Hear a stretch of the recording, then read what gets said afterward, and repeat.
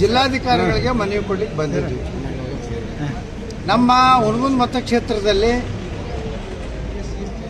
ಏನು ಶಾಸಕ ವಿಜಯಾನಂದ ಕಾಶ್ಯಪ್ನವರ ಕುಮ್ಮಕ್ಕಿನಿಂದ ನಡೆಸಕ್ಕಂಥ ಅಕ್ರಮ ಮತದಾರ ಪಟ್ಟಿ ತಯಾರಿ ಅಂದರೆ ಅಕ್ರಮ ಮತದಾರ ಪಟ್ಟಿ ಅಂದರೆ ಶಾಲೆಯಲ್ಲಿರ್ತಕ್ಕಂಥ ವಿದ್ಯಾರ್ಥಿಗಳು 16 ವರ್ಷ 17 ವರ್ಷ ಇರ್ತಕ್ಕಂಥ ವಿದ್ಯಾರ್ಥಿಗಳು 15 ವರ್ಷ ಇರ್ತಕ್ಕಂಥ ವಿದ್ಯಾರ್ಥಿಗಳನ್ನು ಕೂಡ ಅಕ್ರಮ ಮತದಾರ ಪಟ್ಟಿಯಲ್ಲಿ ಸೇರ್ಪಡೆ ಮಾಡ್ತಕ್ಕಂಥದ್ದು.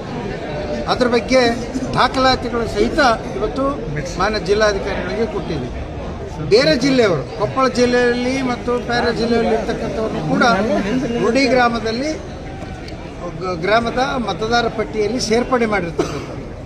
ಅದಕ್ಕೆ ಒಬ್ಬರದೇ ಒಂದು ಫೋನ್ ನಂಬರ್ ಆ ಕಾಂಗ್ರೆಸ್ ನಾಯಕ ಲೀಡರ್ ಏನಿರ್ತಾರೆ ಅವರಾಗ ಆತನ ಫೋನ್ ನಂಬರ್ ಹಾಕಿ ಇವನ್ನೆಲ್ಲ ಎಂಟ್ರಿ ಮಾಡಿಸ್ಬಿಡೋದು.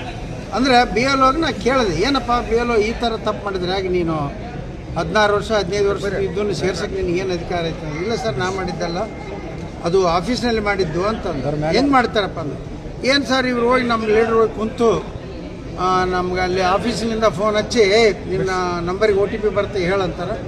ನಮ್ಗೆ ಅನಿವಾರ್ಯವಾಗಿ ನಾವು OTP ಕೊಡ್ತೇವೆ, ಅವ್ರು ಎಂಟ್ರಿ ಮಾಡ್ತಾರೆ. ಆ ರೀತಿ ಆಗಿರ್ತಕ್ಕಂಥ ಅನಧಿಕೃತ ಪಟ್ಟಿ